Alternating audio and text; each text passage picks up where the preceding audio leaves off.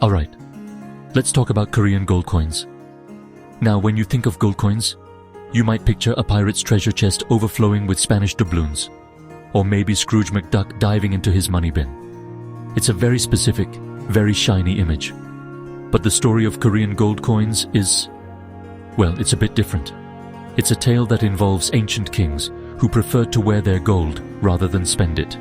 A few centuries of will they, won't they, with actually making gold currency, and a modern era where gold coins are less for buying groceries and more for saying, hey, remember that cool thing we did? It's a fascinating, slightly confusing, and deeply historical journey. So, why should you, a person who probably uses a plastic card to buy everything from a latte to a used car, care about this? Because the history of a nation's money is the history of the nation itself. It tells you what they valued, who was in charge, and what they were going through. In Korea, the story of gold coins isn't just about economics. It's about sovereignty, identity, and national pride. It's a story that stretches from ancient tombs filled with golden crowns to the high-tech mints of today. Think of it as a history lesson, but with more shiny objects, which, let's be honest, makes any history lesson at least 50% more interesting. The journey begins long before a single coin was ever struck. For centuries, the Korean peninsula had gold, and they knew exactly what to do with it, make incredible, jaw-droppingly beautiful things. We're talking intricate crowns, belts, earrings, and ornaments that would make a Met Gala celebrity look underdressed. Gold was a symbol of ultimate power and divine authority, reserved for royalty and the highest echelons of the elite. The idea of chopping up that sacred metal into little discs to trade for, say, a cart of cabbages was simply not on the table. It was treasure, not tender. This fundamental view of gold is key to understanding why Korea's numismatic history took the path it did. And so, our story is not a straightforward sprint from bartering to bullion. It's more of a meandering walk, with long stops to admire the scenery, a few detours, and some periods where everyone just sort of forgot about the whole gold coin idea. We will dig into why a country with access to gold was so hesitant to monetize it, and what finally pushed them to do it. We'll look at the brief, brilliant flashes of gold coinage that appeared and then vanished, and how Korea ultimately found its own unique way to embrace gold currency in the modern world. So buckle up, because this is the complete and slightly weird history of Korean gold coins. Welcome to ancient Korea, specifically the Three Kingdoms period, which lasted from around 57 BCE to 668 CE. This was a time when the peninsula was divided among three powerful kingdoms, Goryeo, Baekje, and Silla.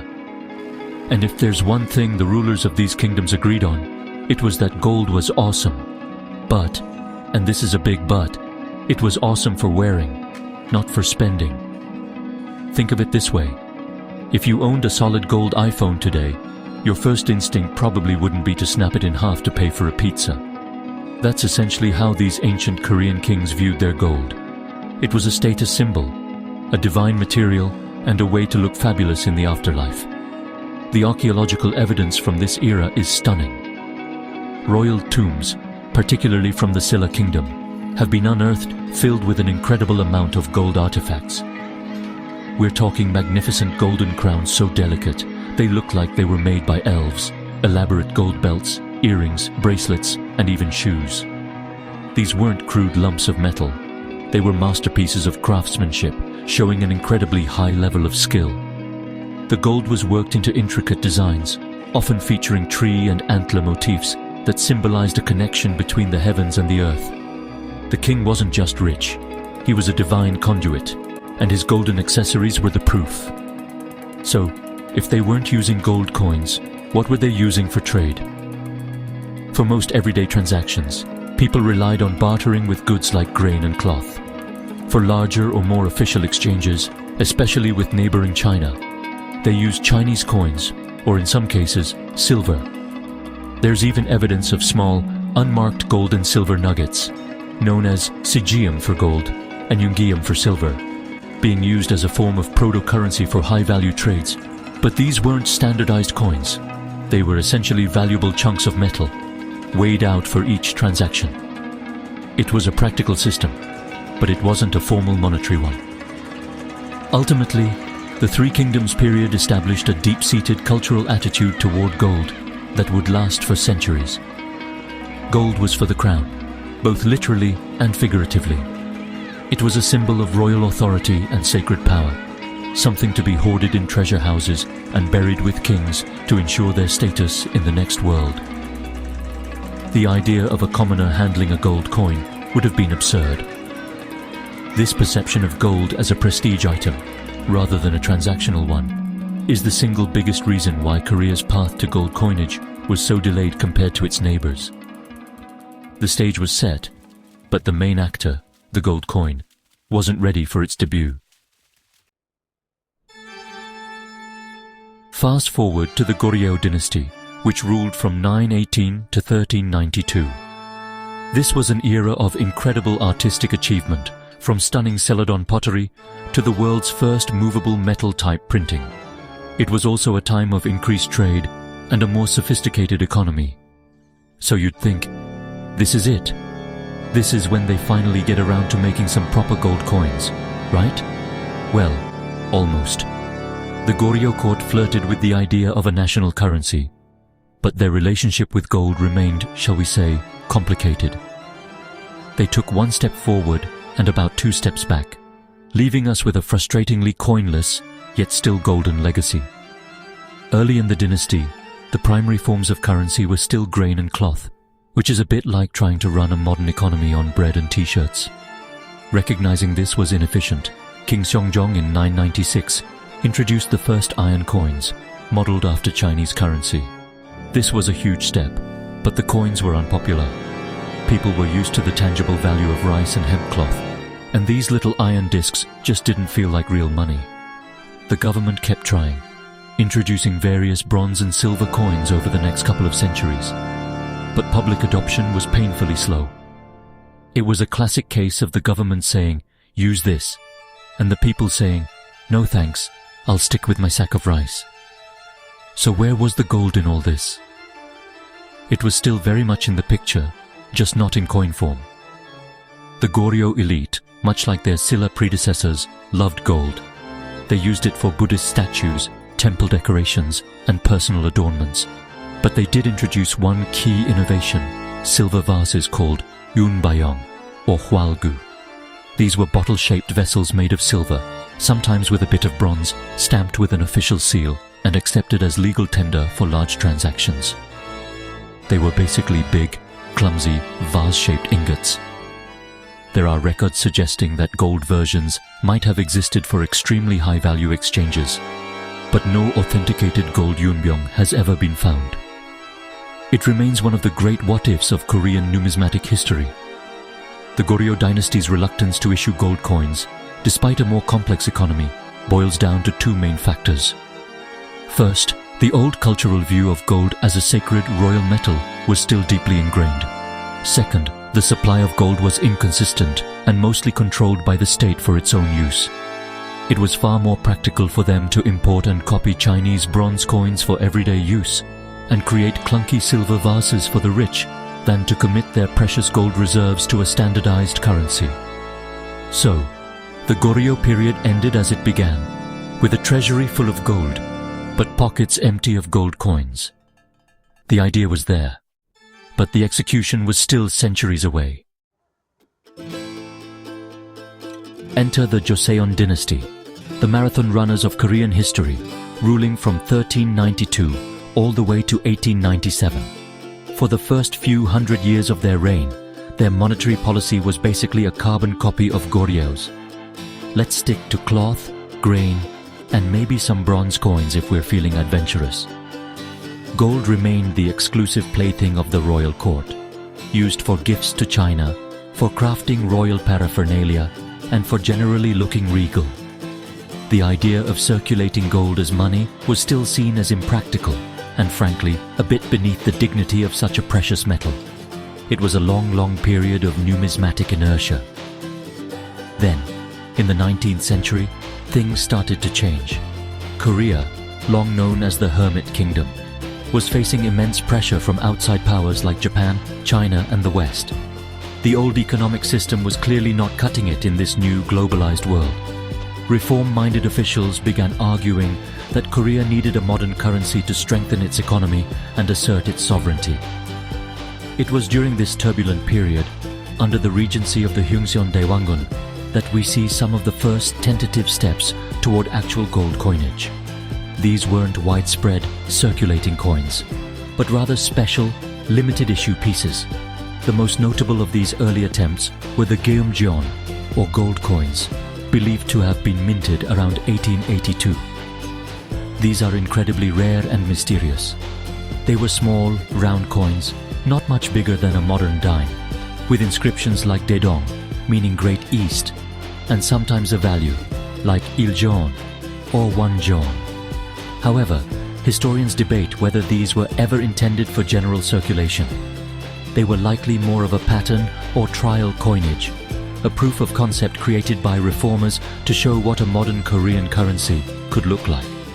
Their extreme rarity suggests they were minted in tiny quantities and never saw the light of a public market. So while the Joseon dynasty gets credit for technically producing the first Korean gold coins, it was a very limited and hesitant start. These pieces were more symbolic than practical. They represented a clash of ideas, the traditional view of gold as a sacred treasure versus the modern need for a standardized, high-value currency. For most of the dynasty's 500-year history, if you were a Joseon-era merchant, your wealth was still measured in bolts of silk and bags of rice, not in shiny gold coins. The golden age of Korean coinage was still just over the horizon, waiting for a final dramatic push. In 1897, in a bold move to declare independence from Chinese influence and assert its place on the world stage, the Joseon Kingdom rebranded itself as the Korean Empire. And what's the first thing you do when you become an empire? Well, you get some imperial-looking money.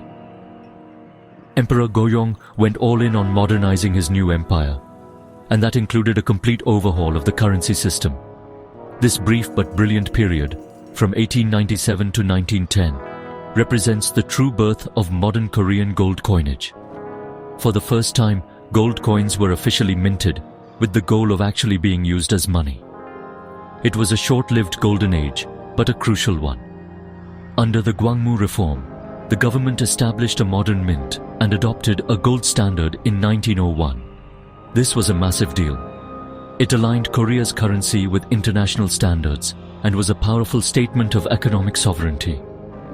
The new coins were professionally designed and struck, a world away from the simple tokens of the late Joseon era. The designs featured a proud dragon, a symbol of the emperor, on one side, and the denomination surrounded by a floral wreath and the national flower, the plum blossom, on the other.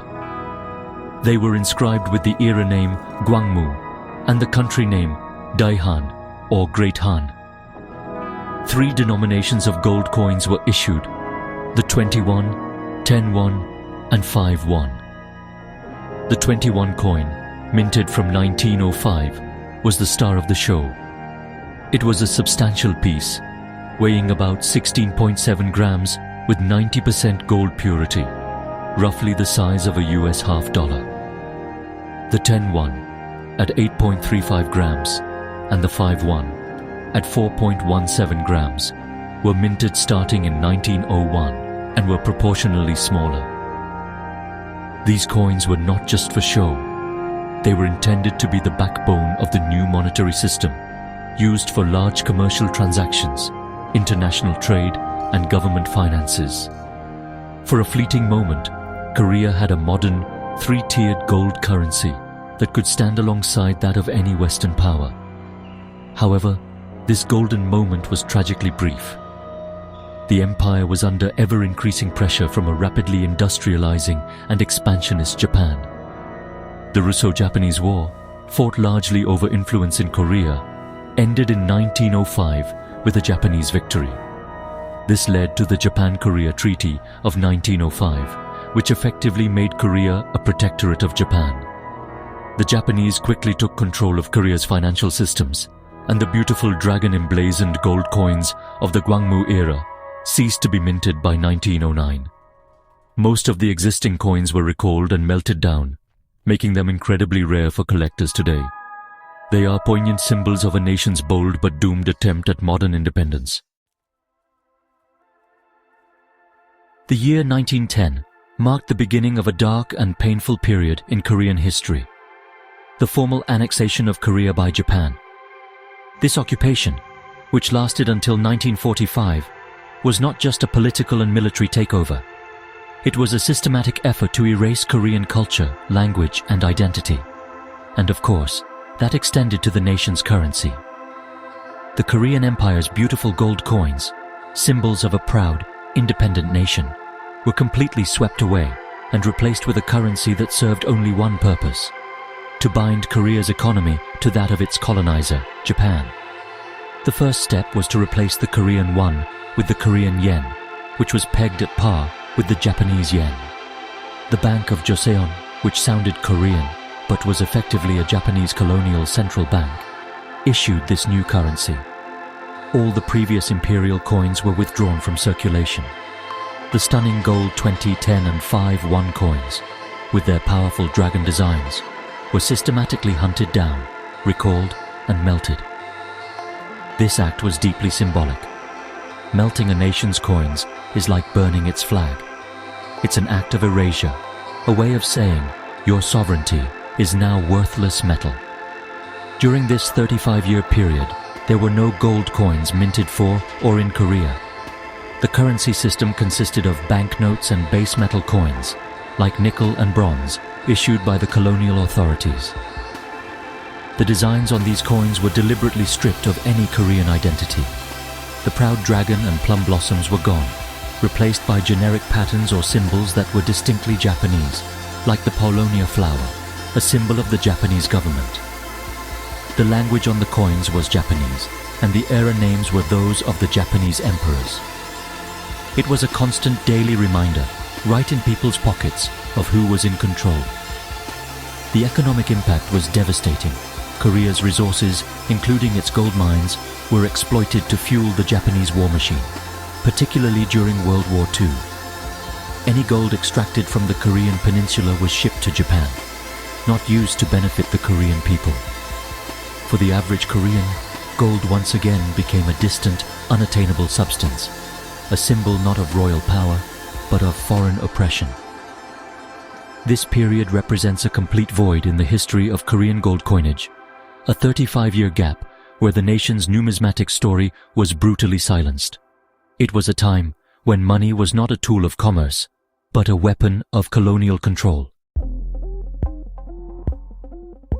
On August 15, 1945, Korea was liberated from Japanese rule, but its struggles were far from over.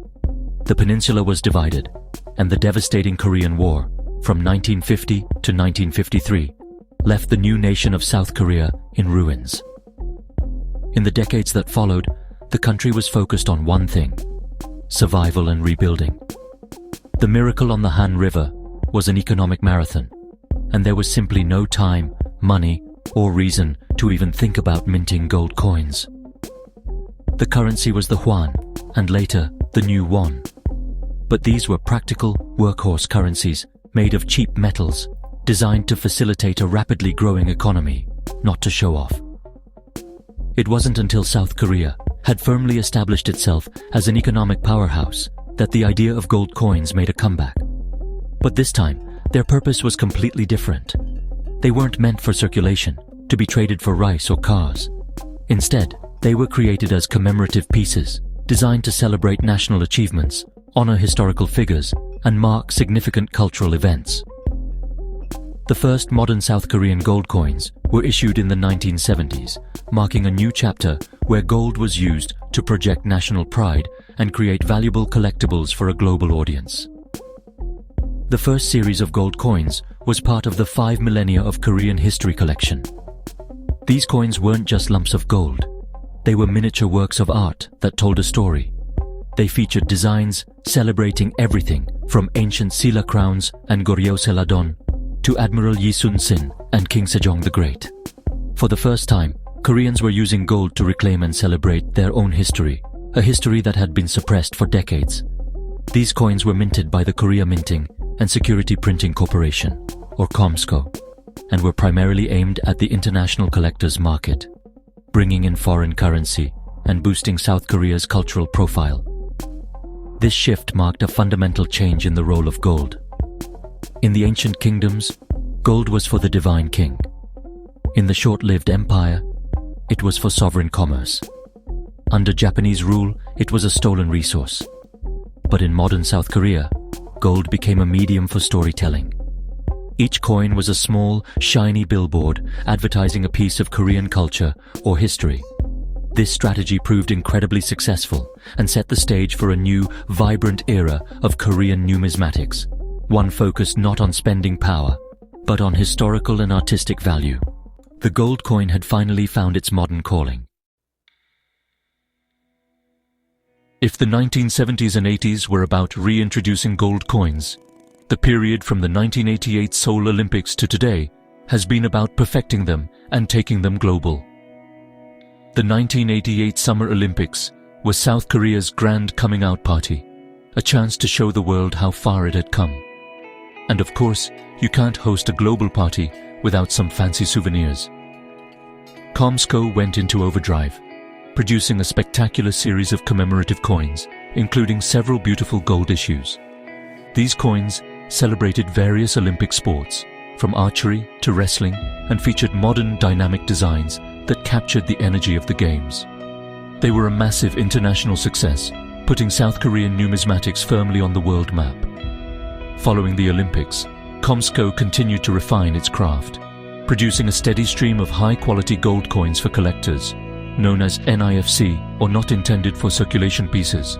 These coins celebrate a huge range of topics.